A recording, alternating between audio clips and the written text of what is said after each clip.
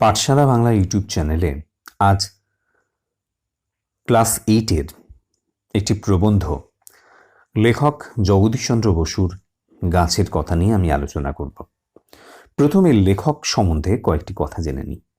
লেখক জগদীশচন্দ্র বসু বাংলা সাহিত্যে তার গ্রন্থ, তার রচনা যতটা না জনপ্রিয়, তার চাইতে আমরা তাকে একজন বিজ্ঞানী হিসাবে, বাংলার একজন বরেণ্য বিজ্ঞানী হিসাবে বেশি আমরা চিনি।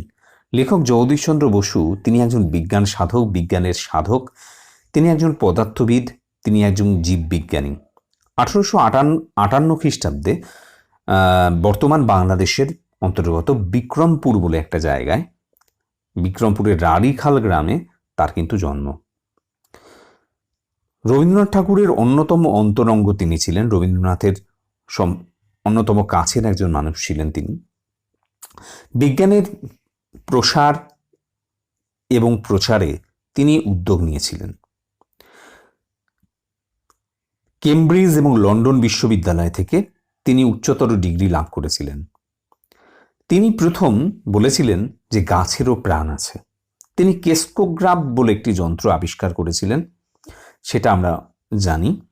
1917 খ্রিস্টাব্দে তিনি বিজ্ঞান শিক্ষার প্রসারের জন্য কলকাতায় বসু বিজ্ঞান মন্দির বলে একটি প্রতিষ্ঠান তিনি স্থাপন করেছিলেন। তার যে বিজ্ঞান বিষয়ক নানা লেখা, সেই সমস্ত লেখাগুলো অব্যক্ত বলে একটা গ্রন্থে সংকলিত হয়েছে। আমাদের এই যে গাছের কথা, এই যে গল্পটি, এই যে প্রবন্ধটি, সেটাও লেখকের অব্যক্ত গ্রন্থ থেকে নেওয়া হয়েছে। 1937 খ্রিস্টাব্দে এই মহান বিজ্ঞানীর মৃত্যু হয়। আমরা লেখকের যে গাছের কথা, যে গল্পটি রয়েছে, এটি এবার আমরা আলোচনা করব। গাছের কথা, লেখক জগদীশচন্দ্র বসু। গাছের কথা বলতে গাছ অর্থাৎ উদ্ভিদ, যে উদ্ভিদের কথা সম্বন্ধে আমরা কিন্তু এখানে আলোচনা করব। অর্থাৎ উদ্ভিদের সম্বন্ধে এখানে নানা বিবরণ আমরা পাব। আমি আগেই বলেছি যে লেখক জগদীশচন্দ্র বসু প্রথম বলেছিলেন যে উদ্ভিদেরও প্রাণ আছে। অর্থাৎ এই যে জীবমণ্ডল, যেটি প্রাণী এবং উদ্ভিদ এই দুটো শ্রেণীতে বিভক্ত। প্রাণীরা বিভিন্ন জায়গায় ছুটে যেতে পারে, তারা খাদ্য গ্রহণ করে, তাদের বৃদ্ধি হয়, এই সমস্ত কিছু আমরা যেভাবে প্রত্যক্ষ করি, তারা নড়াচড়া করে, এগুলো প্রত্যক্ষ করি। কিন্তু গাছের ক্ষেত্রে অনেক জিনিসই আমরা কিন্তু বুঝতে পারি না। গাছ যে উত্তেজনা সাড়া দেয়, অর্থাৎ তাদের যে নানা ধরনের সমস্যা আছে, তারা যে কোনো কিছু বলতে চায়, এই যে ভাবনাগুলো, এই সমস্ত কিছু আমরা কিন্তু কখনোই ভাবিনি। কিন্তু লেখক, যিনি একজন বিজ্ঞানী, জীববিজ্ঞানী, পাশাপাশি তিনি ভাবুক, তিনি কিন্তু এই সমস্ত বিষয় নিয়ে যথেষ্ট চিন্তা করেছেন, ভেবেছেন, এবং তার যে চিন্তাধারা, তার এই গবেষণার মধ্য দিয়ে তিনি বুঝেছেন যে উদ্ভিদের মধ্যেও প্রাণ আছে, এবং সেই প্রাণের প্রকাশগুলো, সেগুলো কিন্তু উদ্ভিদ করতে চায়, তারা উত্তেজনায় সাড়া দেয়। এই ভাবনা থেকে তিনি নানা গবেষণা করে গেছেন। আমাদের এই প্রবন্ধে, আজকের এই প্রবন্ধে তিনি গাছের সম্বন্ধে নানা কথা আলোচনা করেছেন। এবার আমরা মূল যে গল্পে, মূল যে প্রবন্ধে, তার মধ্যে আমরা প্রবেশ করছি। তিনি বলছেন, আগে যখন একা মাঠে কিংবা পাহাড়ে বেড়াইতে যাইতাম, তখন সব খালি খালি লাগিত। তারপর গাছ, পাখি, কীটপতঙ্গ দিগকে ভালোবাসতে শিখিয়াছি, সে অবধি তাদের অনেক কথা বুঝতে পারি। লেখক বলেছেন, আগে যখন তিনি মাঠে কিংবা পাহাড়ে একা একা বেড়াতে যেতেন, তখন সমস্ত খালি খালি লাগতো, অর্থাৎ একটা শূন্যতা, চারদিকে একটা শূন্যতা তাকে গ্রাস করত, এবং কোনো কিছুর মধ্যে তিনি কিন্তু আনন্দ পেতেন না সেই অর্থে, বা প্রকৃতির নানা জিনিসের মধ্যে তার সাথে একাত্ম হতে পারতেন না, তার সাথে সম্পর্কিত হতে পারতেন না, তাই তার খালি খালি লাগতো। তারপর যখন প্রত্যেকটা জিনিসকে তিনি পর্যবেক্ষণ করতে শিখেছেন, যখন তিনি গাছপালা, পাখি, কীটপতঙ্গকে ভালোবাসতে শিখেছেন, তখন তাদের কথা যেন তিনি বুঝতে পারেন, উপলব্ধি করতে পারেন, এরকম একটা অনুভব তার মনের মধ্যে হচ্ছে। আগে যেটা পারতেন না। আগে মাঠে কিংবা পাহাড়ে ঘুরে বেড়ালে তিনি জাস্ট সেখানে ঘুরে চলে আসতেন, কিন্তু সেই জায়গার প্রকৃতির সাথে তিনি একাত্ম হতে পারতেন না, তার সাথে মিশে যেতে পারতেন না। পরবর্তী সময় যেন তিনি গাছ, পাখি, কীটপতঙ্গকে তিনি ভালোবাসতে শিখেছেন, তাদের কথা যেন বুঝতে পারতেন। এই যে গাছগুলি কোনো কথা বলে না, ইহাদের যে আবার একটা জীবন আছে, আমাদের মতো আহার করে, দিন দিন বাড়ে, আগে এসব কিছুই জানিতাম না। এই যে গাছরাও তো জীব শ্রেণীর মধ্যে পড়ে। তারা তো কোনো কথা বলে না। মানুষ যেমন কথা বলে তাদের ভাব প্রকাশ করে, অন্য মানুষের সঙ্গে কথা বলে তাদের মতামতগুলোকে শেয়ার করে, বিনিময় করে। গাছগুলো তো কথা বলে না। এদের একটা জীবন আছে। আমাদের মতো তারা খায়, খাবার দাবার গ্রহণ করে। মানুষ যেভাবে মুখ দিয়ে খাবার দাবার গ্রহণ করে, গাছরা তো সেইভাবে খাবার দাবার গ্রহণ করে না। কিন্তু গাছের তো বৃদ্ধি আছে। একটা ছোট চারা গাছ আস্তে আস্তে তো বড় হয়, সে ডালপালা মেলে, কত বড় হয়। এই যে ভাবনাগুলো, সেই ভাবনাগুলো লেখকের আগে আসেনি, কিন্তু পরবর্তী সময় এসেছে। তিনি বুঝতে পেরেছেন যে আমাদের মতো গাছেরা আহার করে, দিন দিন বাড়ে। এসব আগে কিছুই জানতেন না, এখন বুঝতে পারছি। এবং ইহাদের মধ্যেও আমাদের মতো অভাব, দুঃখ, কষ্ট দেখতে পাই। এবং মানুষের জীবনে যেমন অনেক সময় অনেক কিছু পায় না দেখে সেই অভাব তারা বোধ করে, এবং সেই জিনিস অপ্রাপ্তির জন্য, না পাওয়ার জন্য তারা যেভাবে কষ্ট পায়, দুঃখ পায়, গাছরাও এরকম দুঃখ কষ্ট নাকি অনুভব করে। আমাদের মতো অভাব তাদেরও আছে।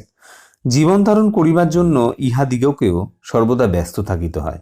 তারা তাদের জীবন ধারণ করার জন্য, অর্থাৎ জীবন কাটানোর জন্য তারা প্রতিনিয়ত নানা সংগ্রামের মধ্য দিয়ে তারা বড় হয়, নানা কষ্টের মধ্য দিয়ে বড় হয়।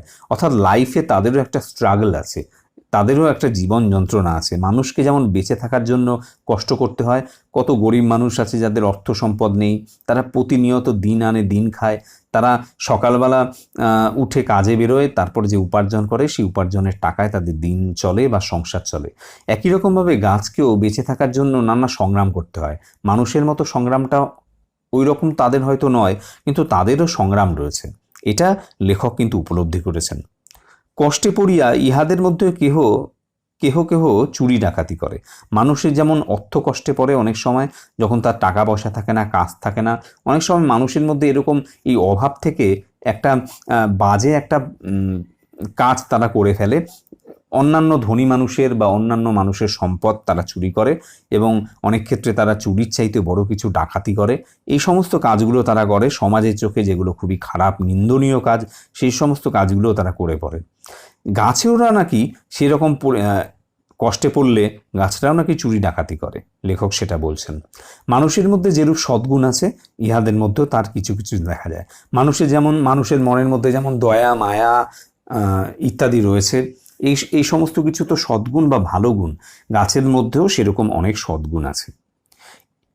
বৃক্ষদের মধ্যে একে অন্যকে সাহায্য করিতে দেখা যায়, ইহাদের মধ্যে একের সহিত অপরের বন্ধুত্ব হয়। গাছদের মধ্যে একে অপরকে বিপদে পড়লে সাহায্য করে, এবং নিজেদের মধ্যে একটা বন্ধুত্বের পরিবেশ বা সম্পর্ক তৈরি হয়।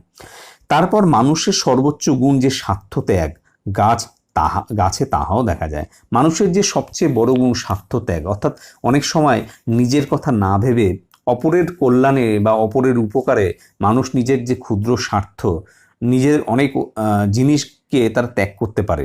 দেখা যায় যে তার কাছে একটা জিনিসই আছে, কিন্তু নিজের কথা না ভেবে সেই একটা, ওই সামান্য যেই অবলম্বনটুকু আছে, সেই অবলম্বনটুকু অনেক সময় সে দিয়ে দেয় অন্য মানুষকে সাহায্য করতে। এটা তো একটা স্বার্থত্যাগের কথা। তো গাছের মধ্যেও সেই রকম স্বার্থত্যাগ দেখা যায়। মা নিজে জীবন দিয়া সন্তানের জীবন রক্ষা করেন। মা তার সন্তানকে রক্ষা করার জন্য নিজের জীবন পর্যন্ত উৎসর্গ করতে পারেন, বা নিজের জীবন পর্যন্ত দিয়ে দিতে পারেন। সন্তানের জন্য নিজের জীবনদান উদ্ভিদেও সচরাচর দেখা যায়। গাছেদের মধ্যেও এরকম সন্তানকে বাঁচানোর জন্য নিজেদের জীবন দান, সেটাও লেখক প্রত্যক্ষ করেছেন, দেখেছেন। গাছের জীবন মানুষের জীবনের ছায়া মাত্র, অর্থাৎ গাছের জীবন মানুষের জীবন একই। একটা মানুষের যেমন ছায়া পড়ে, সেই ছায়াটা সে মানব শরীরেরই তো ছায়া। সেই একই কথা বলা হয়েছে যে গাছের জীবন যেন মানুষের জীবনেরই ছায়া, অর্থাৎ মানুষের সাথেই সম্পর্কিত। ছায়া যেমন মানুষকে ত্যাগ করে না, তেমনি গাছের ছায়া আর মানুষের জীবন যেন এক।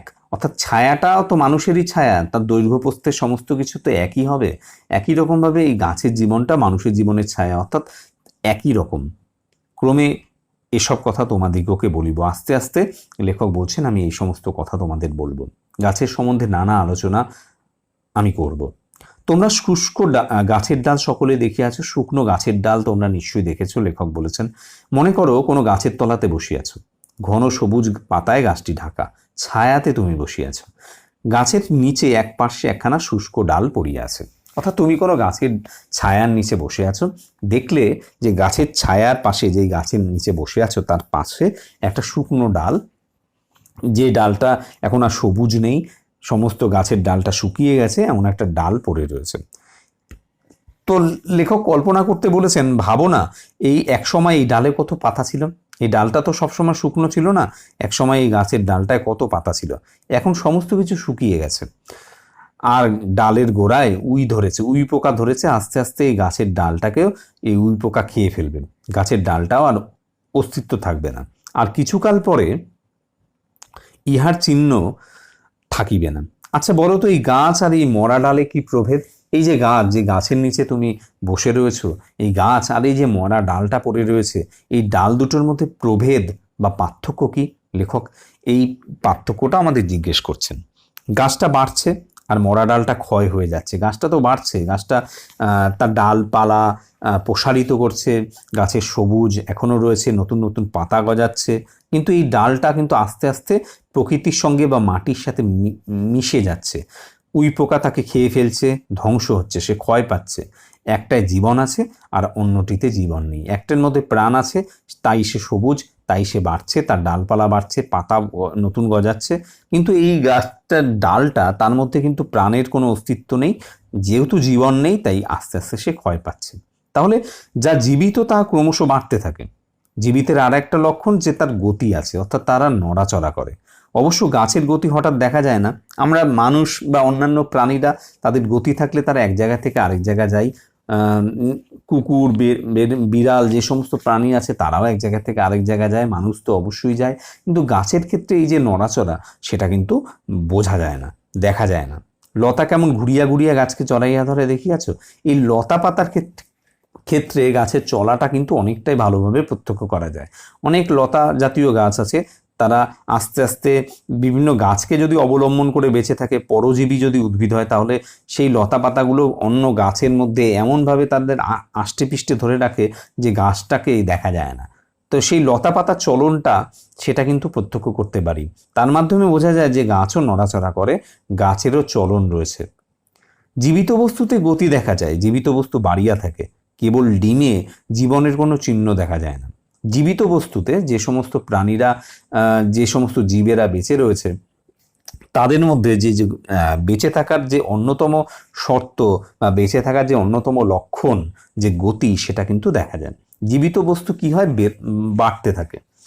কেবল ডিম, যে নানা ধরনের পাখির ডিম, হাঁসের ডিম, মুরগির ডিম ইত্যাদি যে ডিম, তাতে কিন্তু জীবনের কোনো চিহ্ন বাইরে থেকে দেখা যায় না, কিন্তু তার মধ্যে একটা জীবনের চিহ্ন আছে। ডিমে জীবন ঘুমাইয়া থাকে। উত্তাপ পাইলে ডিম হইতে পাখির ছানা জন্মলাভ করে। একটা পাখি ডিম পারল এবং তারপর ডিমের ওপর সে বসে থাকে, অর্থাৎ যে তা দেয় যেটাকে বলা হয়, অর্থাৎ সেই ডিমটাকে প্রতি মুহূর্তে গরম রাখে। এই উত্তাপ পেলে সেই ডিমের খোলস ভেদ করে সেই ডিমের ভেতরের যে অস্তিত্বটা ছিল, প্রাণের যে অস্তিত্ব, জীবন যে ছিল, যেটা ঘুমিয়ে আছে লেখকের ভাষায়, সেই ঘুমন্ত অস্তিত্বটাকে কিন্তু সজাগ হয়ে ওঠে, অর্থাৎ পাখির ছানা জন্মলাভ করে। বীজগুলি যেন গাছের ডিম, বীজের মধ্যে এরূপ গাছের শিশু ঘুমাইয়া থাকে। মাটি, উত্তাপ এবং জল পাইলে বীজ হইতে বৃক্ষ শিশু জন্ম হয়। বীজগুলো যেন গাছের ডিম, যে গাছের বীজ বলা হয়েছে, সেই বীজগুলো গাছের ডিমের সঙ্গে তুলনা করেছেন লেখক। এবং এই বীজ থেকে যদি গাছের চারা বেরোয়, সেই ক্ষেত্রে দরকার তিনটে জিনিস: মাটি, উত্তাপ এবং জল। মাটি, উত্তাপ এবং জল যদি এই তিনটে আবশ্যিক শর্ত যদি পাওয়া যায়, তিনটি জিনিস যদি পাওয়া যায়, তাহলেও তা থেকে বৃক্ষ শিশুর জন্ম হয়। বীজের উপর একটা কঠিন ঢাকনা থাকে, তার মধ্যে বৃক্ষ শিশু নিরাপদে নিদ্রা যায়। সেই ঢাকনার নিচে বৃক্ষ শিশু, গাছের শিশু বলা হয়েছে, ছোট্ট গাছ, সেগুলো নির্বিঘ্নে নিরাপদে ঘুমায়। বীজের আকার নানা রকম, বিভিন্ন ধরনের বীজ হতে পারে, ছোট কোনোটা বড়। বীজ দেখে গাছ কত বড় হবে কিন্তু বলা যায় না, যে একটা বড় বীজ তার মানে সেই বড় বীজ থেকে অনেক বড় গাছ হবে এমন কোনো কথা নেই। একটা ছোট বীজ তার থেকে একদমই গাছটা যেটা হবে সেটা ছোট হবে এমনও কোনো কথা নেই। অতি প্রকাণ্ড বট গাছ সরষা অপেক্ষা ছোট বীজ হতে জন্মে। বড় যে গাছ, বট গাছ যেটা বৃক্ষ, সেই বট গাছ কিন্তু ছোট একদম সর্ষের দানার মতো বীজ থেকে জন্মায়। কে মনে করিতে পারে এত বড় গাছটাই ক্ষুদ্র শস্যার মধ্যে লুকাইয়া আছে? কেউ তো বলতে পারতো না যদি না জানতো যে এই ক্ষুদ্র শস্যের মতো বীজের মধ্যে এত বড় গাছ লুকিয়ে আছে। তোমরা হয়তো কৃষকদিগকে ধানের বীজ খেতে ছড়াইতে দেখিয়াছ, কিন্তু যত গাছপালা বন জঙ্গল দেখো তার অনেকের বীজ মানুষ ছড়ায় না, নানা উপায়ে গাছের বীজ ছড়িয়ে যায়। তো আমরা যারা জমি জায়গা দেখেছি, চাষের জমি দেখেছি বা বিভিন্ন ভিডিওতে দেখেছি, তারা দেখেছি যে ধান গাছের ধানের বীজ ছড়ানো হয় এবং বীজতলা বানানো হয় এবং ছোট ছোট চারা হলে সেই চারাগুলোকে আবার সেই গাছগুলোকে আবার জমিতে রোপণ করা হয়। এটা একটা পদ্ধতি। আবার একটা পদ্ধতিতে কেবলমাত্র ধানের বীজগুলোকে ছড়িয়ে দেওয়া হয় এবং তারপরে ধান হয়। তো সে বীজ ছড়িয়ে দেয় মানুষ সেই গাছগুলোকে চাষ করছে। কিন্তু সব জায়গায়, বিভিন্ন জায়গায় যে গাছপালাগুলো হয়ে যায়, নিজের থেকে গাছগুলো জন্মায়, সেই সমস্ত বীজ কিন্তু মানুষ ছড়ায় না, নানা উপায়ে গাছের বীজ ছড়িয়ে পড়ে। পাখিরা কি করে? ফল খেয়ে দূর দেশে বীজ নিয়ে যায়। পাখিরা ফল খায় এবং ফলটা মুখে করে নিয়ে যায়, বীজগুলোকে নিয়ে যায় এবং দূর যেখানে খেয়েছে সেখানে তারা ফেলে দেয় এবং সেইখানে সেই মাটিতে উপযুক্ত যদি পরিবেশ পায়, অর্থাৎ উত্তাপ পায়, মাটি পায় এবং জল পায়, তাহলে সেখানে নতুন গাছের চারা হয়ে যায়। ধরা যাক কোনো আম খেয়েছে পাখিরা, সে এক বাড়িতে খেয়েছে, আবার 2-3টে বাড়ি পরে নিয়ে গিয়ে ফেলেছে, সেখানে একটা আমের চারা হয়ে গেল। আবার এর থেকে আরও দূরেও হতে পারে। এই প্রকারে জনমানব শূন্য দ্বীপে গাছ জন্মিয়ে থাকে। এমন দ্বীপ আছে যেখানে কোনো মানুষ জন্মায়নি, কোনো মানুষ কোনো গাছের বীজ নিয়ে যায়নি, কিন্তু দেখা গেল সেখানেও কোনো একটা ফলের গাছ হয়ে গেল। তাহলে সেখানে ফলের গাছটা কিভাবে হলো? কারণ সেখানে কোনো পাখি কোনো ফলটা সে মুখে করে নিয়ে গেছিল, সেখানে খেয়ে তার বীজটা সেখানে ফেলেছে এবং এইভাবেই সেখানে গাছটা হয়েছে। ইহা ছাড়া অনেক বীজ বাতাসে উড়ে অনেক দূর পর্যন্ত ছড়াইয়া পড়ে। অনেক বীজ একদম সূক্ষ্ম, নিতান্তই হালকা, সেগুলো বাতাসের মধ্যে ভেসে বেরিয়ে এক জায়গা থেকে আরেক জায়গায় উড়ে গিয়ে সেই দেশে গিয়ে বা সেই জায়গায় গিয়ে পড়ে এবং সেখানে গিয়ে গাছ হয়। শিমুল গাছ অনেকে দেখিয়াছ, শিমুল গাছ শিমুল তুলো হয়। শিমুল ফল যখন রৌদ্রে ফাটিয়া যায় তখন তার মধ্য হইতে বীজ তুলার সঙ্গে উড়িতে থাকে। শিমুল গাছের ক্ষেত্রে দেখা যায় যে শিমুল তুলো উড়ে যায়। আমরা এক সময় খুব দেখতাম ছোটবেলায়, তোমরাও হয়তো দেখে থাকবে, যে সেগুলো হাওয়ার মধ্যে ভেসে বেড়ায়। আমরা ধরার চেষ্টা করি, সেগুলো হাওয়ার মধ্যে এমন সুন্দরভাবে ভেসে বেড়ায় যে এক জায়গা থেকে অনেক দূরে পর্যন্ত সেগুলো কিন্তু ছড়িয়ে যেতে পারে। ছেলেবেলায় আমরা এই সকল বীজ ধরার জন্য ছুটিতাম। হাত বাড়াইয়া ধরিতে গেলে বাতাস তুলোর সহিত বীজকে অনেক উপরে লইয়া যাইত।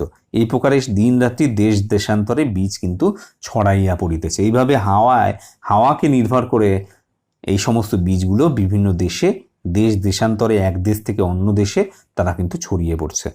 প্রত্যেক বীজ হইতে গাছ জন্মে কিনা কেউ বলিতে পারে না। প্রত্যেকটা বীজ থেকেই যে গাছ হবে এমন কোনো কথা নেই। যেমন প্রত্যেকটা ডিম থেকেই প্রাণীর জন্ম হয় না, একই রকমভাবে প্রত্যেকটা বীজ থেকেও কিন্তু গাছের জন্ম হয় না। হয়তো কঠিন পাথরের উপর বীজ পড়িল, সেখানে তার অঙ্কুর বাহির হইতে পারিল না।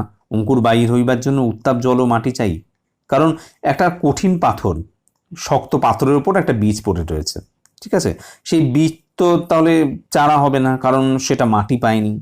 একই রকমভাবে হয়তো জল পেল, কিন্তু উত্তাপ পেল, কিন্তু মাটি পেল না, তাহলে কিভাবে গাছ হবে? তিনটে যে আবশ্যিক শর্ত, এই তিনটে জিনিসই পেতে হবে। এই তিনটে জিনিসের অভাবে, যে কোনো একটার অভাবে কিন্তু বীজ থেকে চারা বেরোবে না। যেখানেই বীজ পড়ুক না কেন, বৃক্ষশিশু অনেক দিন পর্যন্ত বীজের মধ্যে নিরাপদে ঘুমাইয়া থাকে। কোনো একটা জায়গায় দেখা গেল বীজ পড়লো, কোনো পাখি নিয়ে গিয়ে ফেললো বা হাওয়ার মাধ্যমে ভেসে বেড়ালো, সেই ক্ষেত্রে সেই জায়গায় উপযুক্ত পরিবেশ না পাওয়া পর্যন্ত বীজের মধ্যে কিন্তু কোনো প্রাণের লক্ষণ দেখা যায় না। এমনকি অনেক দিন পর্যন্ত এই যে বীজটা রয়েছে, যে শক্ত খোলসের মধ্যে রয়েছে, সেই বীজটা বীজের ভেতরে যে প্রাণটা নিরাপদে ঘুমিয়ে থাকে। অর্থাৎ উপযুক্ত পরিবেশ পেলে দেখা গেল যে কয়েক মাস পরেও তার থেকে অঙ্কুর বেরোতে পারে। বাড়িবার উপযুক্ত স্থানে যতদিন না পড়ে ততদিন বাইরের কঠিন ঢাকনা গাছের শিশুটিকে নানা বিপদ থেকে রক্ষা করে। যতদিন না পর্যন্ত উপযুক্ত পরিবেশ পাচ্ছে ততদিন পর্যন্ত গাছের ভেতরের যে প্রাণটা, মানে বীজের ভেতরের যে প্রাণটা, সেটা ওই শক্ত খোলসের আবরণে নিরাপদে থাকে এবং তার কোনো ক্ষতি হয় না। ভিন্ন ভিন্ন সময়ে ভিন্ন ভিন্ন বীজ পাকিয়া থাকে।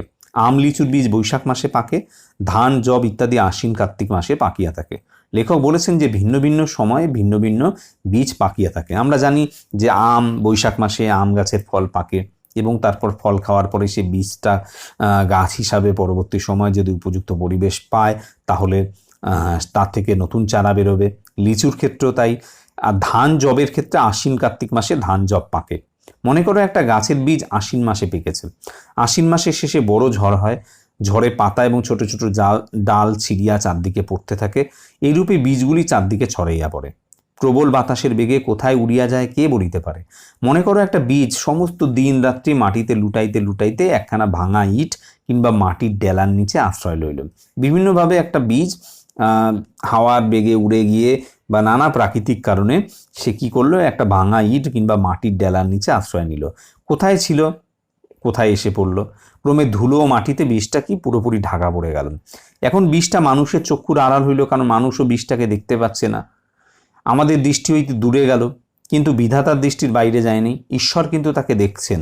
লেখক বলেছেন যে আমরা হয়তো দেখতে পাচ্ছি না। পৃথিবী মাতার ন্যায় তাকে কোলে তুলিয়া নিল, পৃথিবী মায়ের মতো তাকে যেন কোলে তুলে নিল, তাকে আশ্রয় দিল। বৃক্ষ শিশুটি মাটিতে ঢাকা পড়িয়া বাইরে শীত এবং ঝড় থেকে রক্ষা পাইল। এইরূপে নিরাপদে বৃক্ষ শিশুটি ঘুমাইয়া রইল, অর্থাৎ সেখানে সে আশ্রয় পেল। এরপরে উপযুক্ত পরিবেশ পেলে সেই বৃক্ষ শিশু সে কিন্তু বড় বৃক্ষে আস্তে আস্তে পরিণত হবে, চারা গাছ হবে এবং আস্তে আস্তে সে বড় বৃক্ষে পরিণত হবে। এইভাবে এই প্রবন্ধে গাছেদের কথা বা গাছের কথা এই প্রবন্ধে লেখক কিন্তু আস্তে আস্তে গাছের সম্বন্ধে, একটা গাছের বীজ কিভাবে ছড়িয়ে পড়ে এবং তা থেকে কিভাবে গাছপালা হয় এবং গাছপালা বৃদ্ধির ক্ষেত্রে যে 3টি আবশ্যিক শর্ত তার সম্বন্ধে কিন্তু লেখক বর্ণনা দিয়েছেন। এই ছিল এই গল্পের আলোচনা। ভালো লাগলে অবশ্যই ভিডিওটি লাইক দিও, বন্ধুদের মধ্যে শেয়ার করো, কমেন্টে লিখে জানিও কী ধরনের ভিডিও দেখতে চাও। পাশাপাশি চ্যানেলের অন্যান্য ভিডিও দেখার জন্য চ্যানেলের প্লেলিস্টে গিয়ে তোমরা কিন্তু ক্লাস 8-এর অন্যান্য ভিডিওগুলো দেখে নিতে পারো। আর নতুন হলে চ্যানেলটিকে অবশ্যই সাবস্ক্রাইব করো আর বেল নোটিফিকেশনটা অন করে দিও। শেষ পর্যন্ত ভিডিওটা দেখার জন্য অসংখ্য ধন্যবাদ জানাচ্ছি।